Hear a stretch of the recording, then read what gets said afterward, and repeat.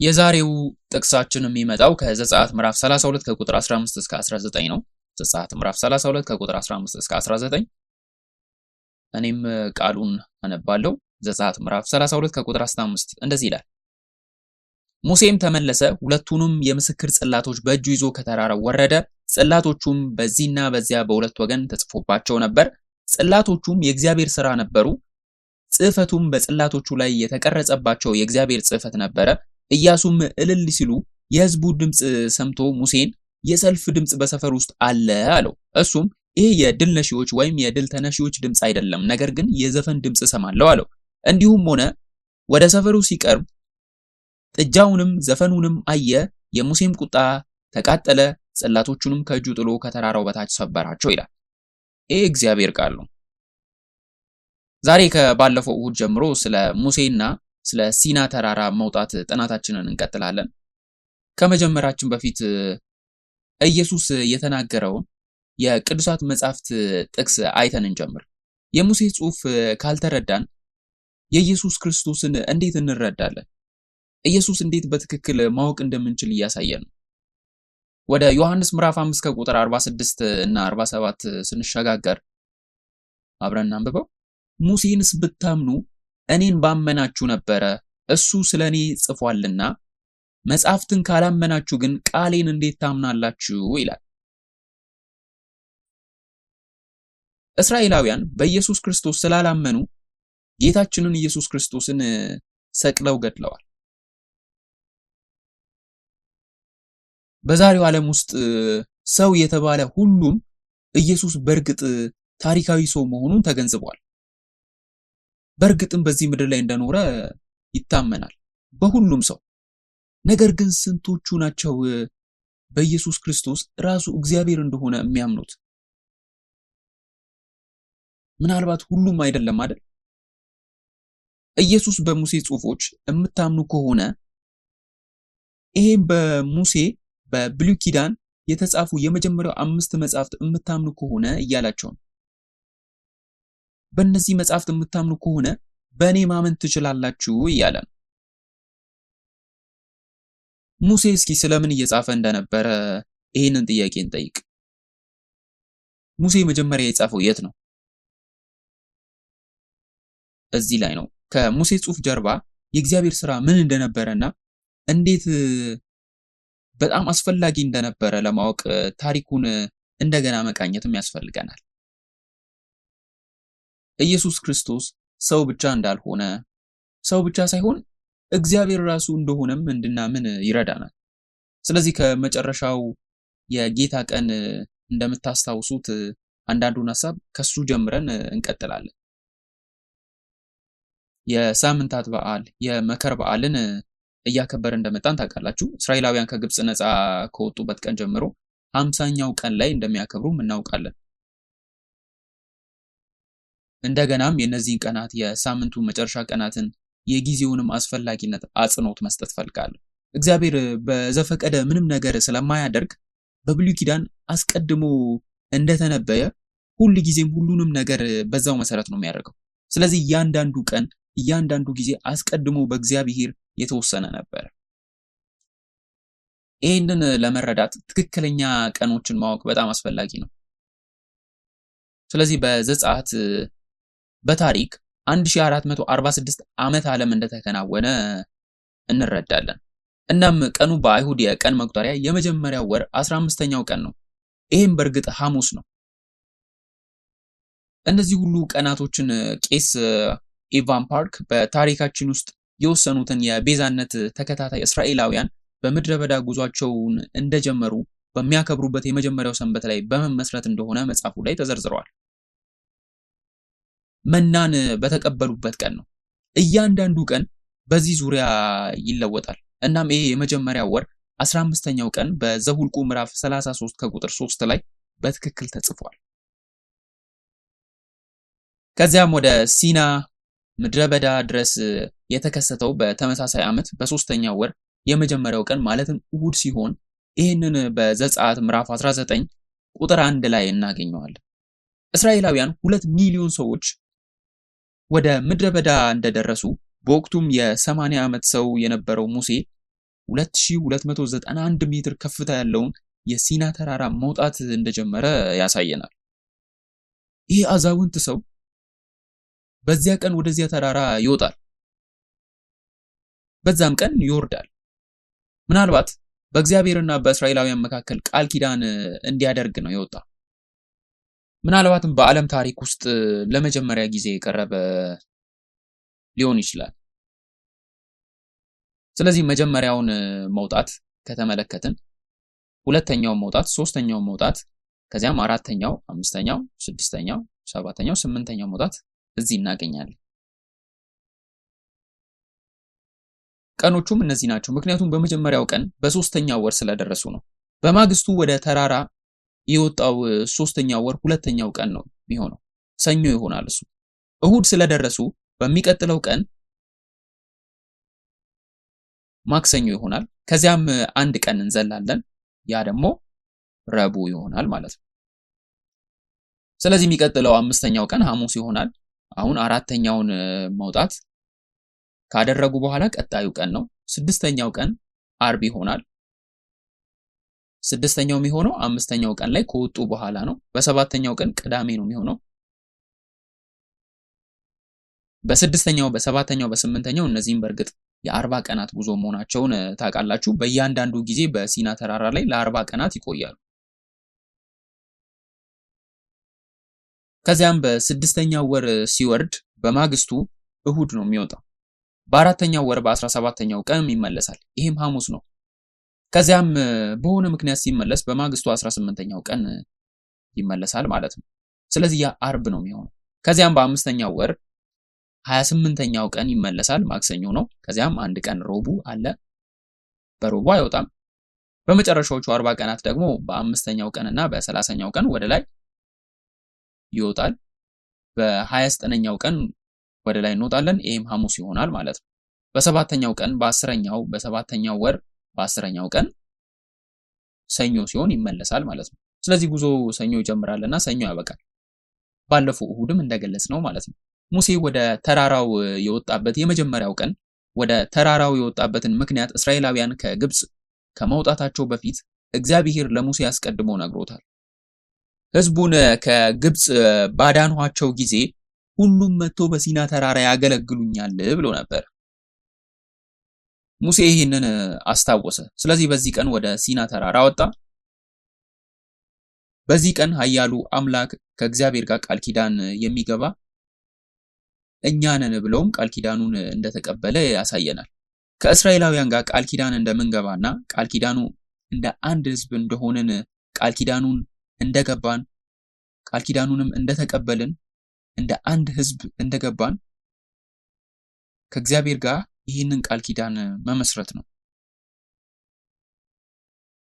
ለአንድ ሕዝብ የተሰጠ አንድ ቃል ኪዳን። የካህናት መንግስት ሆናላችሁ ማለት ብቻ አይደለም። አሁን የካህናት ማህበር ብቻ ማለትም አይደለም። እዚህ ላይ መንግስት በዕብራይስጥ ብልጽግና፣ ንግስናንና ስልጣንን ነው የሚያመለክተው። ስለዚህ እግዚአብሔር ካህን የሚለው ሰዎች ስንሆን ህዝባችን ይህንን ግዛት በዓለም ሁሉ ላይ እንዲገዛ ማድረግን ብለው ያስባሉ። እግዚአብሔር ግን ቃል ኪዳኑን ሲሰጥ በቃል ኪዳን ውስጥ የሚገኘው ማንኛውም ህዝብ በዚህ ዓለም እንደሚከብር ነው የሚያሳየው። ይሄም የእግዚአብሔር ቃል ኪዳን ነው። ሙሴ በዚህ ቀን ተመልሶ መጣና ሰዎቹን ከእግዚአብሔር ጋር ቃል ኪዳን መግባት ትፈልጋላችሁ አለ። ህዝቡም ይህንን የማይፈልግ ማን ነው አሉ። ስለዚህ ሙሴ በማግስቱ መልእክቱን ለእግዚአብሔር ሰጠ። እግዚአብሔር ሆይ ሰዎች እሺ ብለዋል፣ የምትነግረንንም ያደርጋሉ አለ። እግዚአብሔር እንዲህ ይላል፣ እንግዲህ ማክሰኞ፣ ረቡዕ እና ሐሙስ ለ3 ቀናት ቅዱስ እንድትሆኑ እፈልጋለሁ አለ። እግዚአብሔር የሚፈልገው ራሳችንን ማንጻት፣ ራሳችንን መቀደስ እንደሆነ ነገራቸው።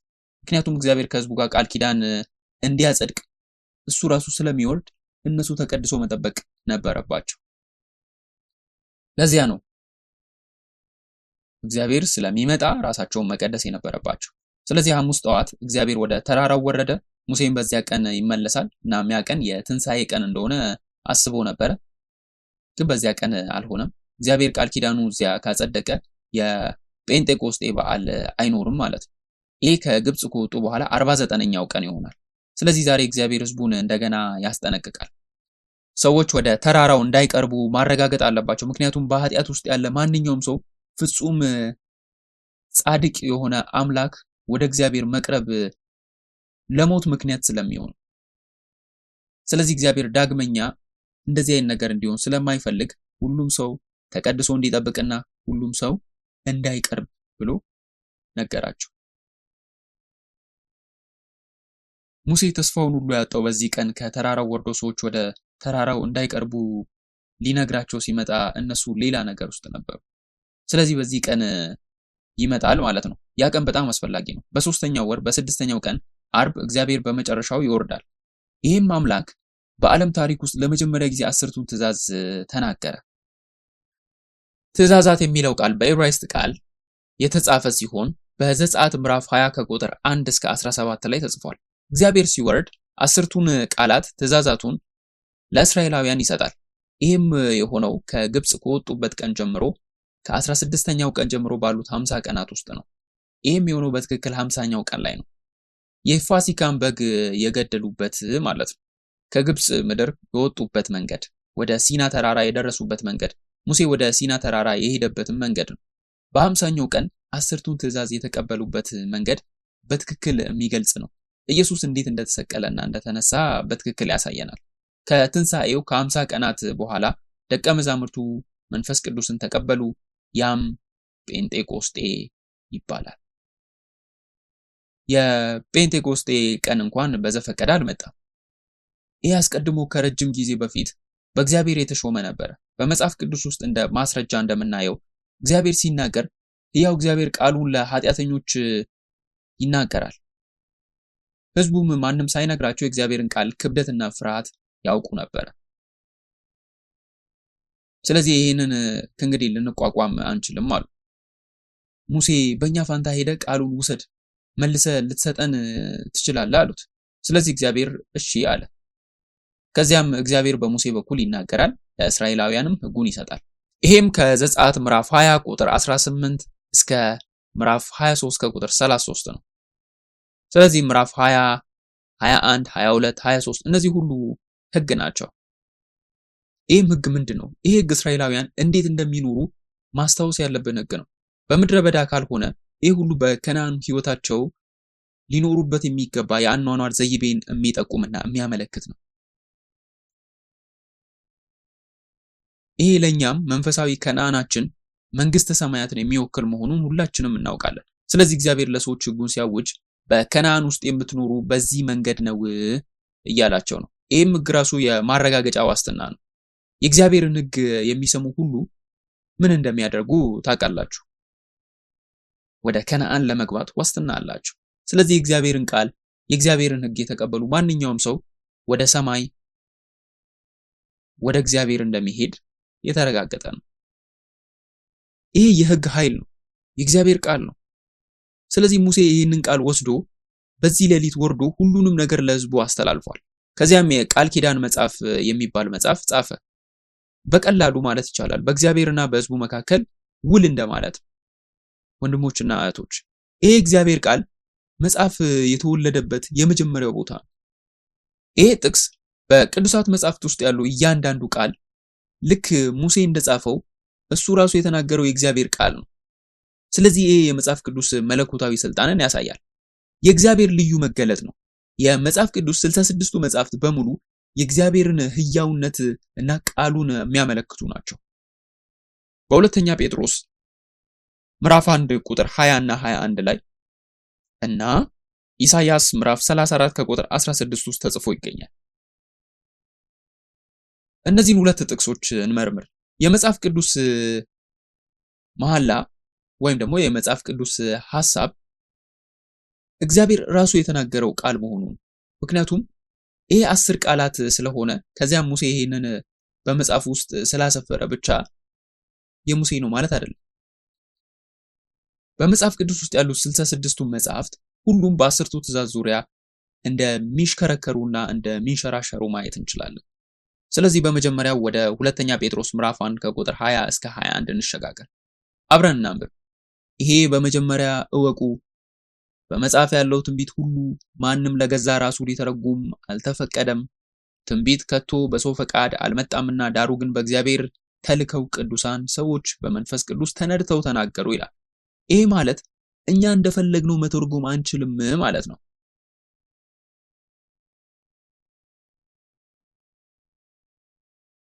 ለኛ ፍላጎት ማመቻቸትና መንገድ መፍጠር አንችልበት። በእኛ ተጽዕኖ በእኛ እጅ ውስጥ አድርገን ልክ እንደ እጃችን ላይ እንደምናረገው ብራስሌት ወይም አምባር ቅርጹን እየቀያየርን ማስቀመጥ አንችልም። አንገት ላይ እያደረግን ለአንገት እንዲያመች አድርገን እጅ ላይ እያደረግን ለእጅ እያመቻቸን ማድረግ አንችልም። እያንዳንዱ ቃል በቅዱሳን መጻሕፍት ብቻ መተርጎም አለበት። ትንቢት በሰው ፈቃድ አልተደረገምና ነገር ግን እንደ ሙሴ ያሉ ሰዎች በመንፈስ ቅዱስ ተገፋፍተው ከእግዚአብሔር ከራሱ ድምጽ ሰምተው የጻፉት ነው። ስለዚህ ይሄ መጽሐፍ ቅዱስ የቃል ኪዳን መጽሐፍ ዛሬ ያለን መጽሐፍ ቅዱስ የሆነው የእግዚአብሔር ቃል የሆነውን ትልቁን ኃይል ይዟል። የሚቀጥለው ጥቅስ ስለ እግዚአብሔር እንዲህ ሲል ይሞግተናል። ኢሳይያስ ምዕራፍ 34 ከቁጥር 16 በእግዚአብሔር መጽሐፍ ፈልጉ አንብቡ፣ አፌ አዟልና መንፈሱም ሰብስቧቸዋልና ከነዚህም አንዲት አጠፋም፣ ባልንጀራውንም የሚያጣ የለም ይላል። ስለዚህ ሙሴ በ1446 ዓመት ዓለም መጽሐፍ የጀመረው የቃል ኪዳን መጽሐፍ የእግዚአብሔር ራሱ እውነተኛ እስትንፋስ በሱ የተወሰነ መገለጥ ነው። ከዚህም በኋላ በማግስቱ በጠዋት ላይ ሌላ ስነ ስርዓት ይኖራል።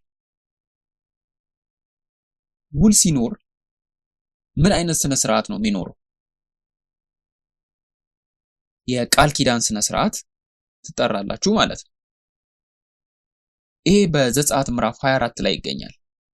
ዘጸአት ምዕራፍ 24 ቁጥር 3 እስከ 4 እንደዚህ ይላል። ከ3 እስከ 4 ይሄኛው ከ7 እስከ 8 ነው። እንዲያውም ዘጸአት ምዕራፍ 24 ከቁጥር 3 እስከ 4 እናንብብ። ዘጸአት ምዕራፍ 24 ሙሴ ከቁጥር 3 እስከ 4 ያለውን እንመልከት።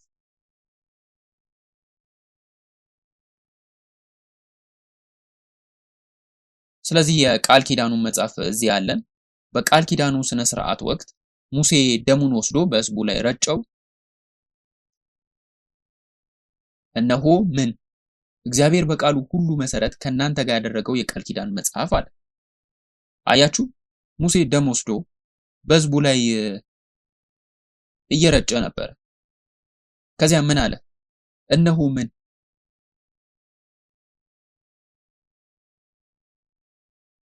እግዚአብሔር በቃሉ አይደለ በሕዝቡ ላይ የተረጨው ደም ነው። ከዚያም ግን ሙሴ ምን እንዳዘዘ ያሳያል። የቃል ኪዳኑን መጽሐፍ ተመልከቱ አለ።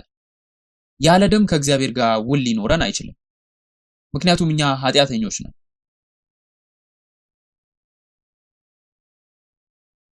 ሕይወትም በደም ውስጥ ነው ያለው። ነገር ግን እዚህ ላይ ሙሴ ደሙን አጉልቶ እያሳየ አይደለም። ደሙ አስፈላጊ ነው። እዚህ ላይ ደግሞ ትክክለኛው ነገር ቃል ኪዳኑን ማየት እንዳለብንም ይናገራል። ደም የእውነተኛው ኪዳን ምልክት ነው። ትክክለኛው ነገር ምን እንደሆነ ይዘቱ ራሱ ይናገራል። ደሙ ምልክት ብቻ ነው፣ ይዘቱ ግን ቃል ኪዳኑ ራሱ። በዚህ ቃል ኪዳን የታሰርን መሆናችንን ልብ ማለት ያስፈልጋል። አሁን በእኛና በእግዚአብሔር መካከል ትስስር አለ። እናም ለዚህ ምልክትም እንዲሆን ደግሞ ደም አለ። ስለዚህ ደም ራሱ ደም ብቻውን የሚሰራው አይደለም። ዋናው ነገር ምንድን ነው? የእግዚአብሔርን ሕያው ቃል የያዘ ቃል ኪዳን ነው። ስለዚህ ይሄ ደም ሕይወት ነው እንላለን። በዘሌዋውያን መጽሐፍ ተጽፏል። እዚህ ላይ ልጻፍ። ዘሌዋውያን ምዕራፍ 17 ቁጥር 11 እና 14 ሕይወት በደም ውስጥ እንዳለ ይነግረናል። ስለዚህ የሕይወት ምልክት በሰው ላይና በቃል ኪዳኑ መጽሐፍ ላይ ሲረጭ በዕብራውያን ምዕራፍ 9 ላይ ካያችሁት እግዚአብሔር ምን እንደሚል ያብራራል። ከእናንተ ጋር ያለኝ ይሄ ማሰሪያ ነው፣ ይህንን ቃል ኪዳን ለመጠበቅ ህይወቴን እሰጣለሁ እንደማለት ነው። ህይወቴን አደጋ ላይ ቢሆን እጥላለሁ እንደማለት ነው። ስለዚህ ይህ የተሰበረ የጠፋው ምንድን ነው? ህይወት ነው። ምክንያቱም ደም እስከፈሰሰ ድረስ የሚጠፋው ህይወት ነው። ስለዚህ የቃል ኪዳኑ ስነ ስርዓት ከተደረገ በኋላ እግዚአብሔር በዚህ ቀን ወደ ተራራው ፈጽሞ እንዳይቀርቡ እንዴት እንዳስጠነቀቃቸው ከማወቃችን በፊት ሙሴ፣ አሮን፣ ናዳብ፣ አብዩድ እና 7 ሽማግሌዎች በእግዚአብሔር ተጠርተው ነበረ። ሁሉም የቃል ኪዳኑ ምግብ አለ። ስለዚህ የቃል ኪዳኑ ምግብ እጽፋለሁ። እናም በዚህ የቃል ኪዳኑ ምግብ ምክንያት አሁን እግዚአብሔርን ማየት ችለዋል። ይሄ ብቻ ሳይሆን ከእግዚአብሔር ጋር መብላትና መጠጣት ችለዋል።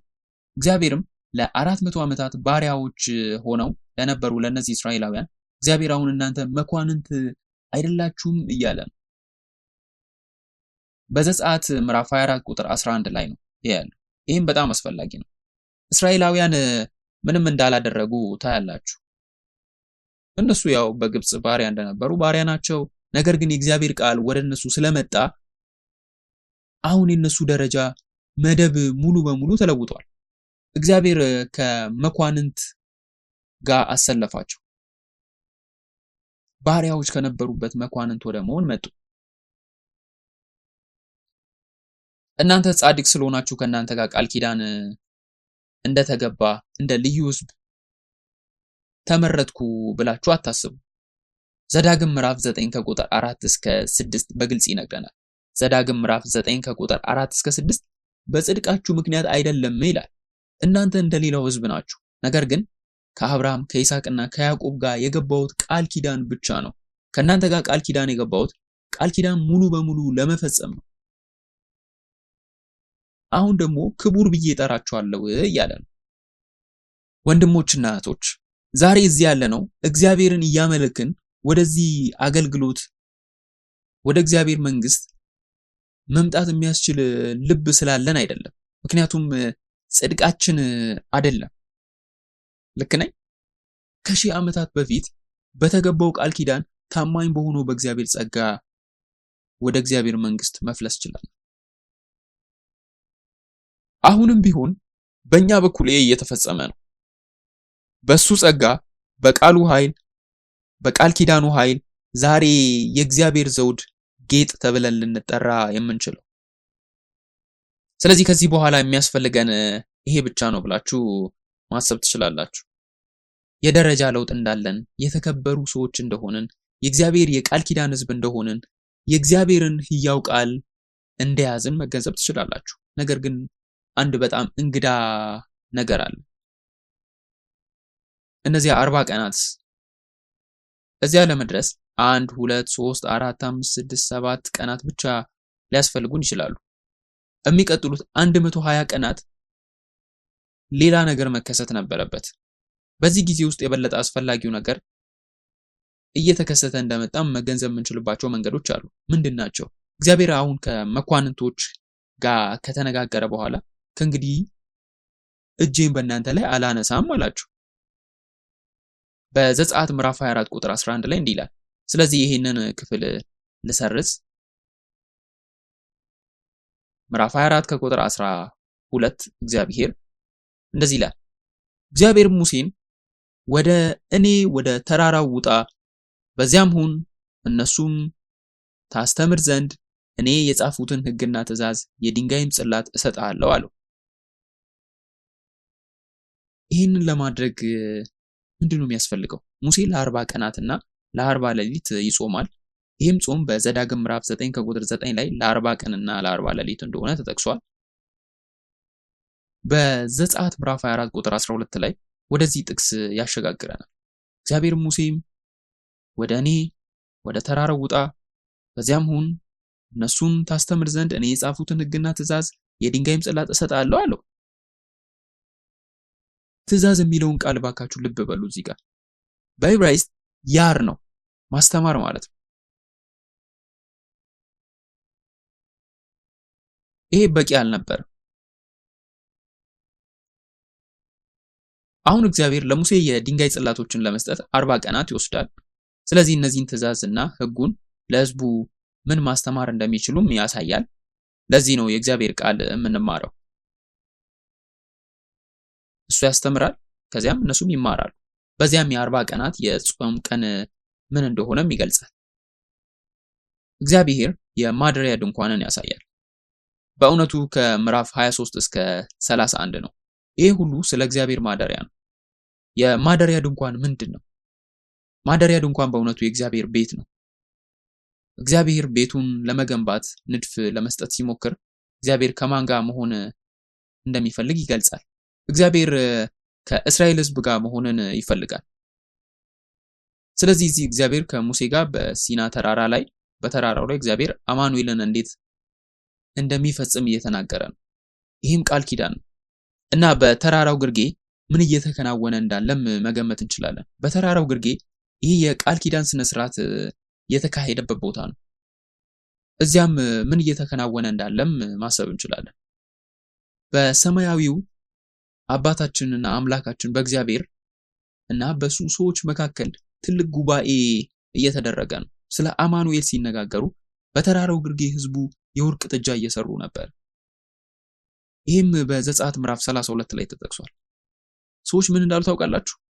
የሐዋርያት ሥራ ምዕራፍ 7 ከቁጥር 39 እስከ 40 እኔ እያሳለፍኩ እንደነበረ በትክክል ያሳያል። የእስራኤላውያን ስነ ልቦናና ሙሴ በሌለበት በዚህ 40 ቀናት ውስጥ ምን እያደረጉ እንደነበረም ያሳይ ነው። ወደ ሐዋርያት ሥራ ምዕራፍ 7 ከቁጥር 39 እስከ 40 እንሸጋገር። እዚህ ላይ ዲያቆን ስቲቨን ወይም እስጢፋኖስ ስለዚህ ጉዳይ በትክክል የተናገረ ነበር። ለነሱ አባቶቻችን ሊታዘዙ አልወደዱም፣ ነገር ግን ገፉት፣ በልባቸውም ወደ ግብጽ ተመለሱ ይላል። መካድ ማለት አንድ ሰውን በኩነኔ መጣል ማለት ነው። በልባቸው ወደ ግብጽ ተመልሰው አሮንን በፊታችን የሚሄዱ አማልክት ስራልን፣ ይሄ ከግብጽ ምድር ያወጣን ሙሴ ምን እንደሆነ አናውቅም አሉት። ይሄ በጣም የሚያዋርድ አገላለጽ ነው። ይሄ ከግብጽ ምድር ያወጣን ሙሴ ምን እንደደረሰበት አናውቅም ሄዷል አሉ። ልክ ነው። እዚህ ሙሴ በግልጽ እየተገናኛቸው ባለመሆኑ እስራኤላውያን እየተበላሹ ነበር። በመጀመሪያ ለመታዘዝ ፈቃደኛ ባለመሆናቸው፣ ሁለተኛው ደግሞ በልባቸው ሙሴን ክደው ነበር። ሙሴንም ንቀውታል። ሶስተኛ ልባቸው አስቀድሞ ወደ ዓለማዊ ግብጽ ተመልሶ ነበር። እስራኤላውያን የነበሩበት ሁኔታ ይሄ ነበር። በዋናው ጽሑፋችን ላይ እንደምናየው ምን እንደሆኑ ያሳያል። ሙሴም ለ40 ቀናት የጾም ጸሎት ካደረገ በኋላ ትክክል ነኝ፣ እግዚአብሔር በጣቱ በጻፈው ያንን ድንጋይ ላይ ለዘላለም የቀረጸውን የድንጋይ ጽላቶች ይዞ ወረደ። ምን እየተከሰተ እንዳለም ይገልጻል። የቃል ኪዳኑ ስነ ስርዓት በተከናወነበት ቦታ የድንጋይ ጽላቶችን ሰባበረ። ሙሴ ስለተቆጣ ብቻ ነበረ። በዘጸአት 32ኛው ምዕራፍ ላይ ከመውረዱ በፊት እግዚአብሔርን ይለምን ነበር። እግዚአብሔርም አስቀድሞ ያውቃል። እግዚአብሔር ሙሴን ውረድ፣ ሕዝብ የሚያደርጉትን ተመልከት አለው። ከእንግዲህ ሕዝብ የሚባል ነገር የለም። እግዚአብሔር ሕዝብህን እያለ ነው። የመራሃቸውን ሕዝብህን እያለ ነው።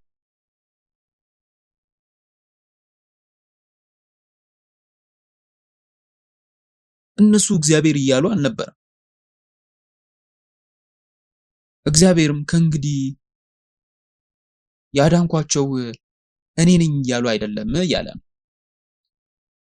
እግዚአብሔር በእርግጥም ያዳናቸው እሱ ነበር። ሕዝቡ ግን በጣዖት አምልኳቸው ምክንያት ንቀው ነበር። ከሁለት ቀናት በኋላ ልክ እንደ 42 ቀናት እንደማለት ነው ከእግዚአብሔር ስለተነገሩ 10ቱ ትእዛዛት እግዚአብሔር በሕዝቡ ላይ ተስፋ ቆረጠ። ሙሴ ግን ይህንን አላደረገም። ስለዚህ ሙሴ በድንገት ስለተናደደ የድንጋይ ጽላቱን ይሰብር ነበር።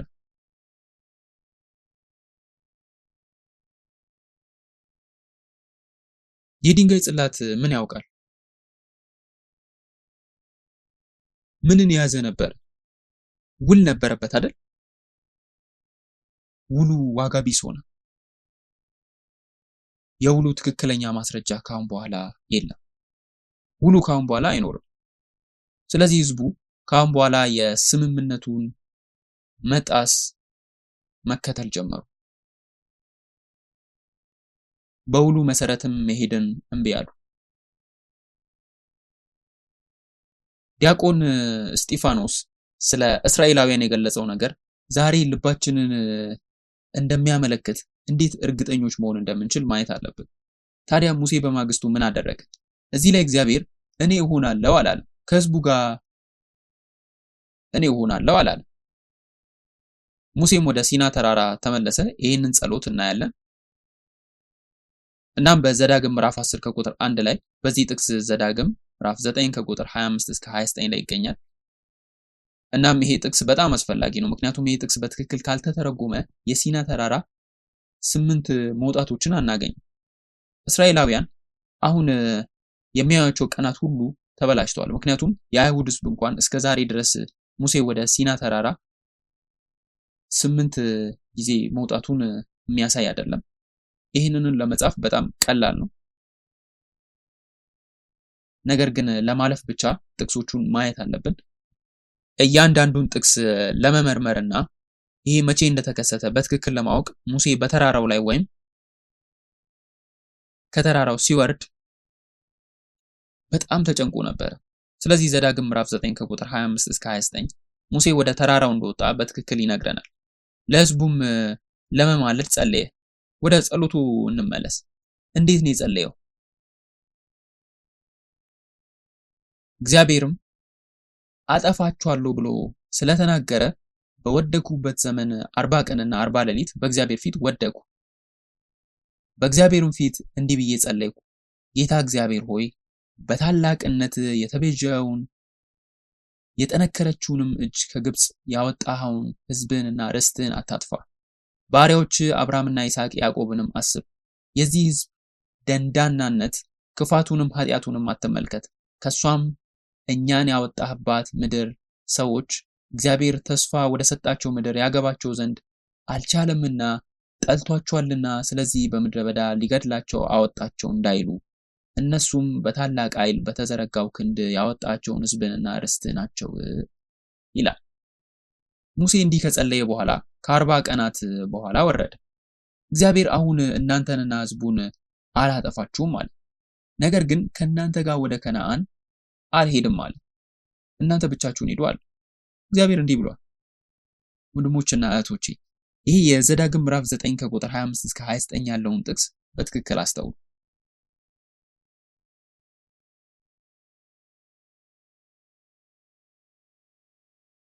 አሁን ለእናንተ እንደዚህ እየጸለየላችሁ ያለ አለ። ወደ እግዚአብሔር እየማለደ ያለ አለ። እባካችሁ ወደ እናንተ ማንነት፣ ወደ ግትርነት፣ ወደ ደንዳናነት፣ ወደ ክፋት አትመልከቱ።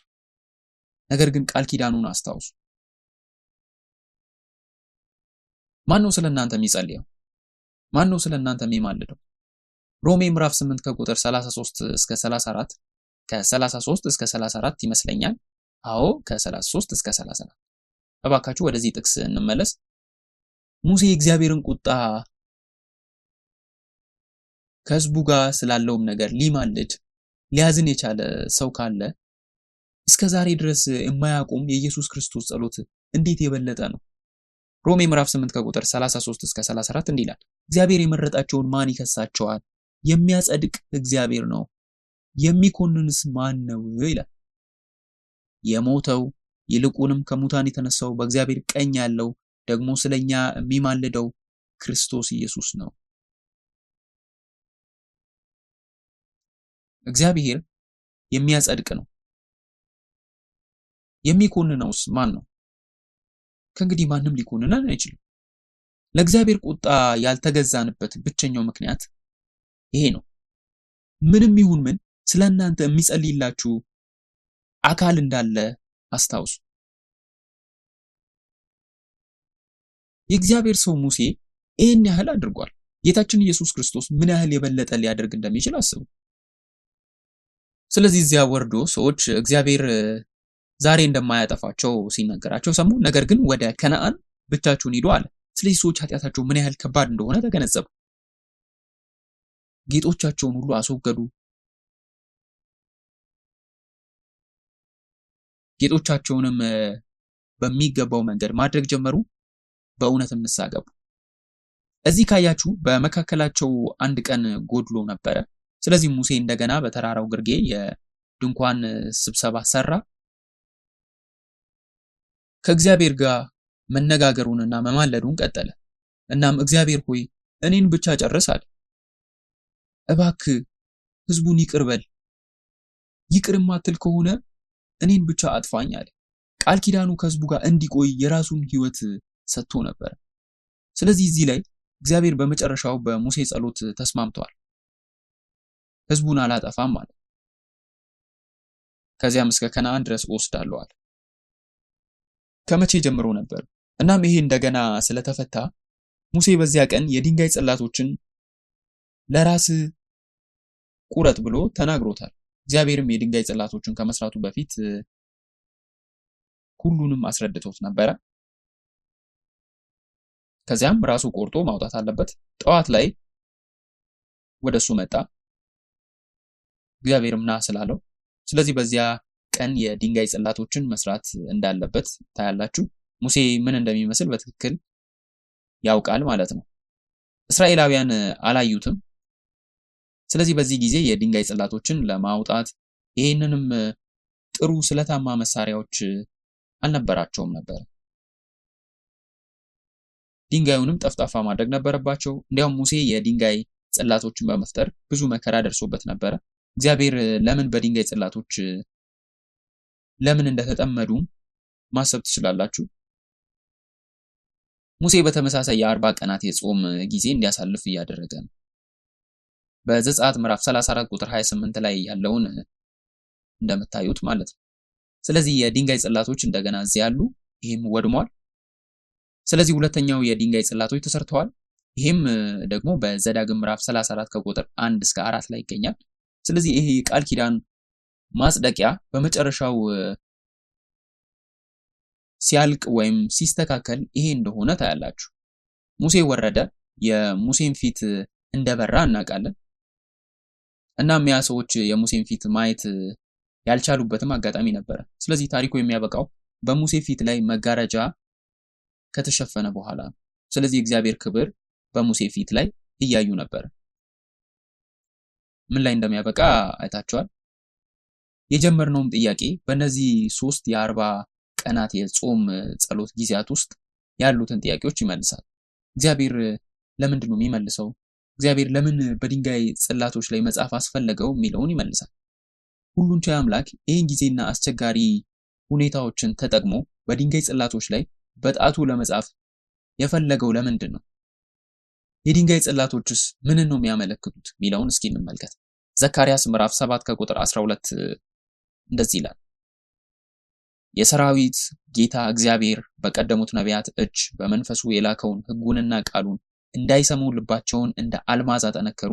ስለዚህ ከሰራዊት ጌታ ከእግዚአብሔር ዘንድ ታላቅ ቁጣ መጣ የሚለውን ያስነብበናል። ስለዚህ ልብ ድንጋይ ጋር እንደሚመሳሰል እንደ ከባድ ድንጋይ የተጠቀሰ እንደሆነ አስታውሱ። የእስራኤላውያን ልብ እንደ ድንጋይ እንደሆነም ይናገራል። የድንጋይ ልብ ምንድን ነው? ቃሉን አለማወቅ፣ የእግዚአብሔርን መንፈስ አለመተዋወቅ ነው። በዘካርያስ ምዕራፍ 7 ከቁጥር 12 ላይ በመመስረት የእግዚአብሔርን ቃል የማያውቀውን ልብ እየተናገረ እንደሆነ ይናገራል። የእግዚአብሔርን ቃል ስንመለከት ፊደል ነው ወይስ የእግዚአብሔር መንፈስ ነው የምንመለከተው የሚለውንም ማወቅ አለብን። መጽሐፍ ቅዱስ እግዚአብሔር ፊደል ብቻ አይደለም ይላል፣ መንፈስ ነው ይላል። ልባችን አሁን እንደ ድንጋይ ጠንክሮ እንዲቀጥልም አይፈልግም። ይሄ በሚሆንበት ጊዜ ይሄ መጋረጃ ሁል ጊዜ በሕዝቡና በእግዚአብሔር መካከለኛ ሆኖ ይኖራል ማለት ነው። የእግዚአብሔር ክብር ሙሉ በሙሉ ማየት እንዳንችል ያደርገናል። ስለዚህ እንጠንቀቅ። የቃል ኪዳኑ መጽሐፍ ምን እንደሆነ መጀመሪያ ላይ እንዴት እንደተጻፈ ለማወቅ እንሞክር። እናም በዚህ በእውነት የምንመለከተው ሁሉንም በትክክለኛው ቀናት እንደተደረጉ ተረጋግጧል። ይህም በ1446 ዓመት ዓለም የተከናወኑ ትክክለኛ ታሪካዊ ክስተቶች እንደሆኑ ያሳየናል። እንግዲህም ዛሬ በብሉይ ኪዳን ውስጥ የተጻፉ ሁሉም ቃላት በቀለም የተጻፉ ደብዳቤዎች ብቻ አይደሉም። ስለዚህ ሁለተኛ ቆሮንቶስ ምዕራፍ 3 በትክክል ይሄንን ያብራራል። በእስራኤላውያን ላይ ምን እንደደረሰም ጭምር ያብራራል። እግዚአብሔር ለምን በድንጋይ ጽላቶች ላይ ለመጻፍ እንደፈለገ ይናገራል። ሁለተኛ ቆሮንቶስ ምዕራፍ 3 ከቁጥር 14 እስከ 18 ስንሸጋገር ይህንን ጥቅስ አብረን እናንብበው። ነገር ግን ሐሳባቸው ደነዘዘ፣ ብሉይ ኪዳን ሲነበብ ያ መጋረጃ ሳይወሰድ እስከ ዛሬ ድረስ ይኖራልና በክርስቶስ ብቻ የተሻረ ነውና፣ ነገር ግን እስከ ዛሬ ድረስ የሙሴ መጽሐፍ በተነበበ ጊዜ ሁሉ ያ መጋረጃ በልባቸው ይኖራል። ወደ ጌታ ግን ዘወር ባሉ ጊዜ ሁሉ መጋረጃው ይወሰዳል። ጌታ ግን መንፈስ ነው፣ የጌታን መንፈስ ባለበት በዚያ አርነት አለ ይላል።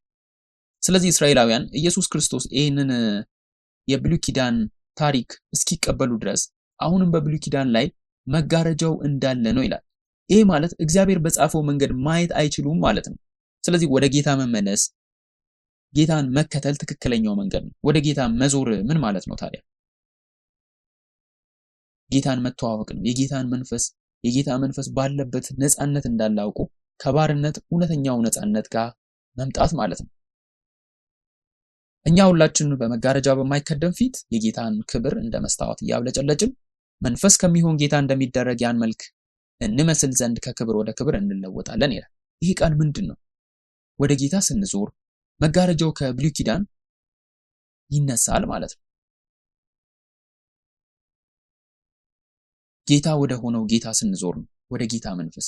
ስለዚህ ይሄ ቃል መንፈስ መሆኑን ስንገነዘብ ጌታ መንፈስ ከሆነ በሕይወታችን ውስጥ ለውጥ የሚያመጣ ነው ማለት መሆኑን እንገነዘባለን። መንፈስ ምንድን ነው?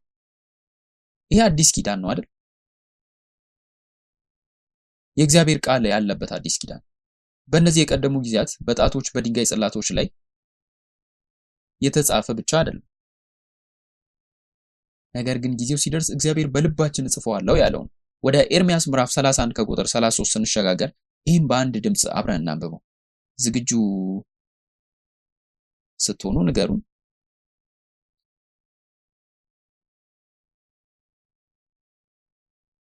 እሺ እንጀምር።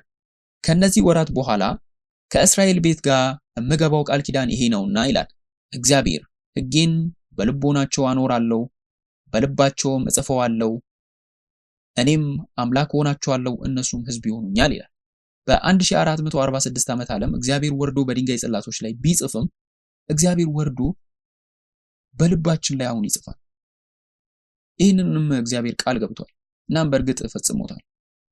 ኢየሱስ ክርስቶስ ከመስቀሉ በፊት በመጨረሻው ቀን የፈሰሰው ይሄ ደም ለዚህ አዲስ ኪዳን እንደሆነ ይናገራል። ልክ ቃል ኪዳኑ እንደጸደቀ ከደም ጋር ያለው የቃል ኪዳን ስነ ስርዓት ተከናወነ። ኢየሱስ ክርስቶስ በትክክል ተመሳሳይ ነገር እንደገና አከናውኗል። ይህም እርግጥ ነው እግዚአብሔር የነደፈውን የመጀመሪያውን መንገድ እየፈጸመ ነበረ። ወደ ማቴዎስ ምዕራፍ 26 ቁጥር 28 ስንሸጋገር ይህ የቃል ኪዳን ደሜ ነው ይላል። የቃል ኪዳኑ ደም ይላል። ስለዚህ ደሙን ያመለክተናል። ይህ ምልክት ብቻ አይደለም። እዚህ ላይ ምንድነው የምንመለከተው? ይዘቱንም ጭምር ነው። ቃል ኪዳኑ አለ። የእግዚአብሔር ቃል ነው። እግዚአብሔር የተናገረው ቃል ነው። ስለዚህ ብዙዎች ለኃጢአት ይቅርታ የሚያገኙበት ቃል ኪዳን ነው። ተመሳሳይ ነገር አንደኛ ቆሮንቶስ ምዕራፍ 11 ከቁጥር 25 ላይ ኢየሱስ በግልጽ ይሄ ጽዋ በደሜ ውስጥ ያለው አዲስ ኪዳን ነው ብሏል። ኢየሱስ አዲሱን የቃል ኪዳን መንገድ አስቀድሞ ፈጽሟል። እግዚአብሔር በሙሴ እርገት በኩል አስቀድሞ የገለጸው አዲሱ ቃል ኪዳን ነብዩ ኤርሚያስ በኤርሚያስ ምዕራፍ 31 ላይ የተነበየው አዲሱ ቃል ኪዳን ይሄ ነው። ስለዚህ አሁን እግዚአብሔር ኢየሱስ ባደረገው ነገር ምክንያት የአዲስ ኪዳን አገልጋዮች አድርጎናል። እባካችሁ ይሄንን እመኑ። በኢየሱስ ክርስቶስ በኩል ከናንተ ጋር አዲሱ ቃል ኪዳን ተደርጓል። ሁለተኛ ቆሮንቶስ ምዕራፍ 3 ከቁጥር 6 እስከ 9 እንሸጋገርና እናንብብ። እሱም ደግሞ በመንፈስ እንጂ በፊደል ለማይሆን ለአዲስ ኪዳን አገልጋዮች እንሆን ዘንድ አበቃን። ፊደል ይገድላልና መንፈስ ግን ሕይወትን ይሰጣል። ዳሩ ግን የእስራኤል ልጆች ስለዚህ ስለተሻረው ስለ ፊቱ ክብር የሙሴ ፊት ትኩር ብሎ መመልከት እስኪሳናቸው ድረስ ያ በፊደላት በድንጋይ ላይ የተቀረጸው የሞት አገልግሎት በክብር ከሆነ የመንፈስ አገልግሎት እንዴት ይልቅ በክብር አይሆንም? የኩነኔ አገልግሎት ክብር ከሆነ ይልቅ የጽድቅ አገልግሎት በክብር አብዝቶ ይበልጣልና ይላል። ይሄ የመንፈስ አገልግሎት ምንድን ነው? ኢየሱስ በግልጽ እንደዚህ ይላል፣ የምነግራችሁ ቃል ብቻ ሳይሆን መንፈስና ሕይወት ነው ይላል። ወደ ዮሐንስ ምዕራፍ 6 ከቁጥር 63 እንሸጋገር። በአንድ ድምፅ እናንብብ። እንጀምር።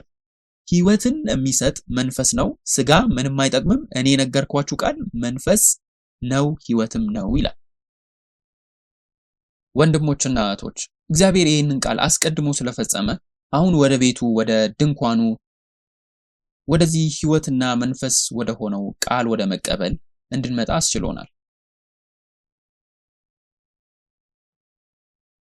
እግዚአብሔር አሁን የድንጋይ ልብ አይደለም የሰጠን። አሁን እናንተ የኔ ደብዳቤ ናችሁ። እኛ የኢየሱስ ክርስቶስ ደብዳቤ ነን። ይህን ጥቅስ እናንብብ እና እንስጋ። ሁለተኛ ቆሮንቶስ ምዕራፍ 3 ከቁጥር 2 እስከ 4። እሺ ተዘጋጃችሁ? ከዛን እንጀምራለን። እንደዚህ ይላል። ሰዎች ሁሉ የሚያውቁትና የሚያነቡት በልባችን የተጻፈ መልእክታችን እናንተ ናችሁ። እናንተም በሕያው እግዚአብሔር መንፈስ እንጂ በቀለም አይደለም፣ ሥጋ በሆነ በልብ ጽላት እንጂ በድንጋይ ጽላት ያልተጻፈ በእኛም የተገለገለ የክርስቶስ መልእክት እንደሆናችሁ የተገለጠ ነው። በክርስቶስም በኩል ወደ እግዚአብሔር እንዲህ ያለ እምነት አለን ይላል። አሜን። ባደረግነው ነገር ሳይሆን በእምነታችን ምክንያት ሳይሆን ኢየሱስ ክርስቶስ ባደረገው ነገር ምክንያት ነው። የኢየሱስ ክርስቶስ ደብዳቤዎች ነን። የጌታችን የኢየሱስ ክርስቶስ ደብዳቤዎች ነን። ለዓለም ሁሉ የምንታይ ነን። በዕለት ተዕለት ሕይወታችንም ይህንን እምነት ይዘን መቀጠል እንዳለብን እንገንዘብ። አሜን። እንጸልይሽ። አባታችንና አምላካችን ሙሴ እስራኤላውያንን ካንተ ጋር ቃል ኪዳን እንዲገቡ ለማድረግ ጠንክሮ የሰራበትን ታሪክ እንደገና እንድናነብ እንድናጠና ይህንን እድል ስለሰጠን እናመሰግናለን። አባት ሆይ ኢየሱስ ክርስቶስን ስለላክልን ቀንና ሌሊት ያለማቋረጥ ስለሚሰራልን ድክመቶቻችንና ብዙ መንገዶች ቢኖሩም ሁሉ ጊዜም ካንተ ጋር ለዘላለም ቃል ኪዳን መስርተን እንድንኖር ስለላከው እናመሰግናለን። አባታችን ሆይ ልባችንን እንድትባርክ ልባችንን ለመታዘዝ ፈቃደኛ እንዳይሆን የሚያደርጉ ነገሮች እንዲነቀሉ ጌታችን ኢየሱስ ክርስቶስን ከልብ የሚቀበል ፈቃደኛ ልብ እንዲኖረን እንጸልያለን። ሁሉ ጊዜም በቃል ደስ ይበለን። በእውነት በፈቃደኝነት እንድንታዘዝ እርዳን። አንዳንድ ጊዜ ጻድቅ ነን ብለን ለማሰብ ብዙ ነገሮችን ስለማድረግ ማሰብ ብንችልም ነገር ግን ያንተን ጽድቅ የሆነውን ኢየሱስ ክርስቶስን በመቀበል ቃልን ስለሰጠን ጻድቅ እንዳደረከን እንድናምን እርዳን። አሁን በቃል ብቻ እንድንታመንና ቃልን እንድንታዘዝ እርዳን። አባት ሆይ ስለ ቃል ኪዳን እናመሰግናለን። በመንፈሳዊ ከነዓን በእውነተኛው ሰማይ በዚህ ምድር ላይ ሕይወት እንዲሆነንና መኖር ችለን አንተ እንድናስከብር እርዳን። ለዚህ የተባረከ ጊዜ እንደገና እናመሰግናለን። በኢየሱስ ክርስቶስ ስም እንጸልያለን። አሜን።